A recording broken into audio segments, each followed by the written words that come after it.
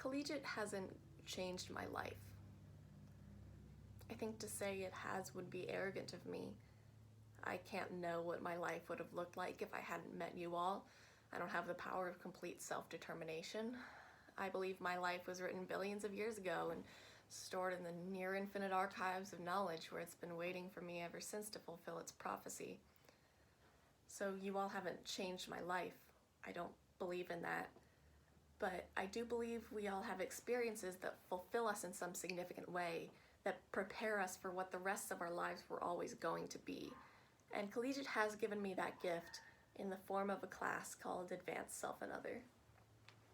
Self and Other didn't give me my passion for reading. I've loved books ever since I can remember.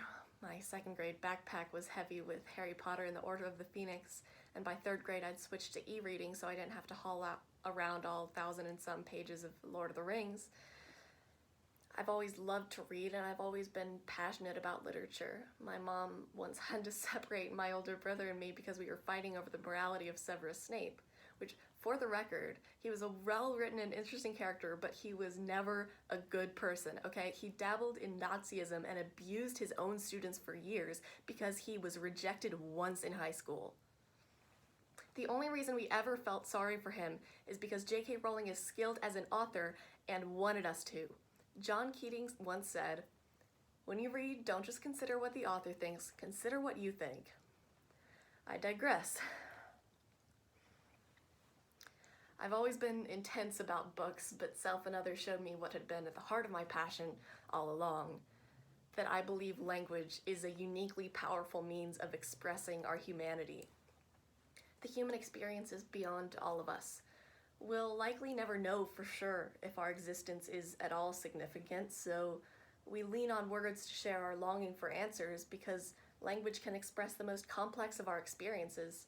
A simple semicolon can represent our interpretation of God, or so I learned in Mr. Gahan's lesson on At the Round Earth's Imagined Corners Blow. How incredible that a line and a dot on paper can express such a huge, unknowable force. I love literature because it chronicles hundreds of years of human experience, and in all human sentiment, that which I hold most dearly is represented in my favorite book, Great Expectations, which I read for Self and Other. As the main character parts with his first love and puts an end to his own era of wishful delusion, he says this: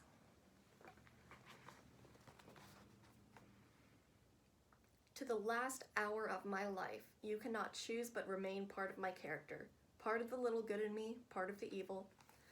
But in this separation, I associate you only with the good, and I will faithfully hold you to that always, for you must have done me far more good than harm. Let me feel now what sharp distress I may. Oh, God bless you, God forgive you." I believe firmly in the attitude that Pip brings to his goodbye, especially the impulse behind those last 6 words, God bless you, God forgive you. I've accumulated regrets over my time at Collegiate, like in 5th grade when I accidentally cheated in the game because I was new and didn't understand the rules, or when I waited until junior year to get to know one of my closest friends, or any time I let somebody make me feel bad about enjoying something. Along with my regrets, I've collected grievances against others. If you've ever made one of my friends feel bad about themselves, especially because of their race, gender, or sexuality, I haven't forgotten. And I may never forget him whose class was so challenging for me, I had to take regular 30-minute bathroom breaks for my own mental stability. But I don't want to live the rest of my life in bitterness. We've got to bless and forgive our enemies in order to grow, whether that enemy is ourselves or someone else. And as I part with you all and move on to the next chapter of my life story, I promise to associate my time here with the good and forget what grudges I've held. You all have certainly done me far more good than harm. And to Mr. Gahan, oh Captain, my Captain, thank you for revealing to me the power of language and fostering an enthusiasm for literature that will propel me through my college years and beyond. I know that I'm often viewed as disorganized, forgetful, and a procrastinator, But believe it or not, I was actually ahead of schedule the entire time while preparing this speech. Okay, who am I kidding? I've been weeks behind, and I didn't submit my first draft until this past weekend. I have never tried to deny that I'm a mess, because that would be ridiculous. But what I haven't been good at is acknowledging how it affects my community. So I figured that there would be no better time than to do so now. I want to start by offering an apology to some of my teachers.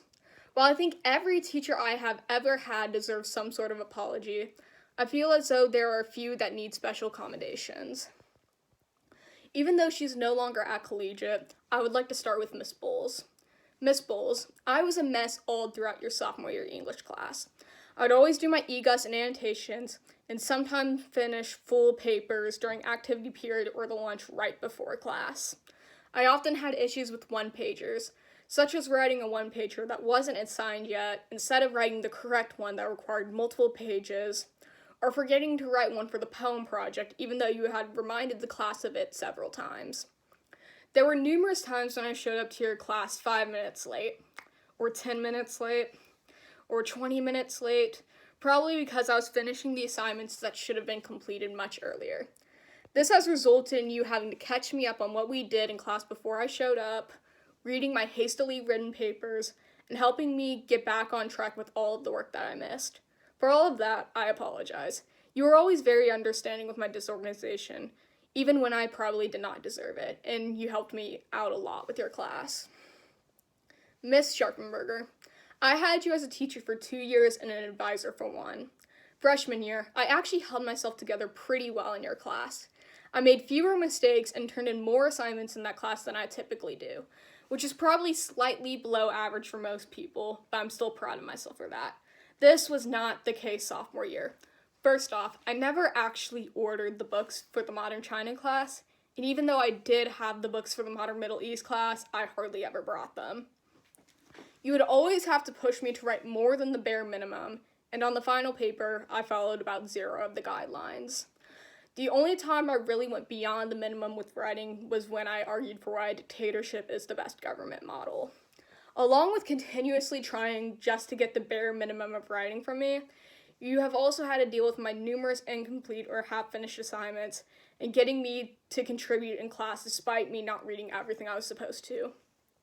Despite my disorganization in your classes, I really enjoyed them. You found a way to make me genuinely interested in what I was learning, even if my bestiness did not show it. Miss Brundage, I've had a lot to apologize to you for over the past 2.5 years, but there's a time limit, so I'll try to summarize everything the best I can. I recognize that my goal sheets were not always the most thorough. They were typically illegible or just contained one goal with arrows being used to show that that was my goal every week of the semester. I have repeatedly shown up late or forgotten my swipe card, leading you to have to send me to discipline court sophomore year single-handedly. And when you asked me if I had any suggestions for how I can improve, I immediately stated that I should build a voodoo doll of myself so that my spirit would never leave your classroom. Therefore, I could never be late. So while our advisory has not always been the easiest to deal with, and I understand the role that I have played into that. Thus, I want to thank you for always being somebody I could talk to about anything with, even if it is something as nonsensical as creating a voodoo doll of myself. I really could not have had a better advisor.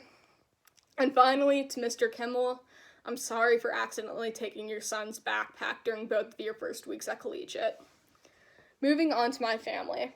I have been unnecessarily stubborn at times, such as always insisting on wearing sweatpants and an oversized sweatshirt at school or in public, even though you guys reasonably tell me that I shouldn't.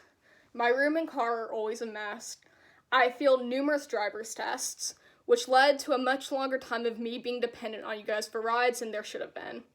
I destroyed a lot of things as a child, such as Thomas's treasured last tasty cake that Mom had brought back from Philadelphia when they weren't sold in Louisville at the time.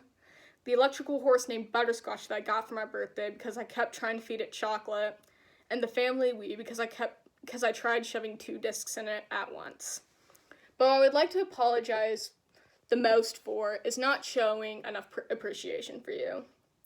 Between Mom, Dad, Kemp, Thomas, and extended family, I really have received the perfect mix of tough love and generosity. I know I don't express this enough, but I really do love you guys and will miss you so much when I leave for college. Giving these acknowledgments has made me realize that my mistakes are not that big of a deal. It may seem counterintuitive to bring up my past mistakes if they do not matter that much, but by owning my messiness, I can simply let those mistakes go. I've come to learn that it is much better to just let myself be a mess instead of trying to be perfect or change who I am. At the same time, though, my disorganization can sometimes come across as disrespectful. So by giving these acknowledgments and apologies, I'm trying to express my appreciation and respect to those people. With that being said, I would finally like to speak to the senior class. First of all, I was the one who broke our 8th grade no-point streak. Multiple people have had to wake me up from my naps, either because I had to go to class or I was blocking their locker. I often had books and homework scattered throughout the locker outpost instead of in my actual locker. Literally every peer review partner I've ever had nothing to review because I would never have a rough draft on time. And finally, despite everything that I have done these past 7 years, I'm sorry that I somehow become your senior class discipline court representative.